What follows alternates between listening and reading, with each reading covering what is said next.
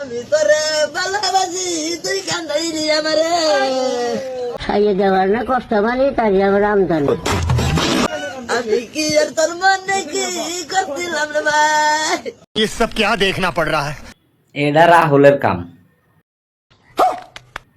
আমি গ্যারান্টি দেয়া বলতে পারি এটা রাহুলের কাম। বলো কি তুমি সত্যি বলছো? রাহুল মাদার কলি মানুষের সহজ সরল মন নিয়ে এভাবে খেলা করিস না। এই বেডির কান্নার চড়ে আল্লাহর আরশ কাঁপব। বলেন কি? একদিন তোর পস্তাইতে হইব। এত সুন্দর বেডি ডারে তুই ছাইরা দিলি রে রাহুল। ছাইয়া করছু এখনো সময় আছে, নিয়ে সংসার টংসার করে খা।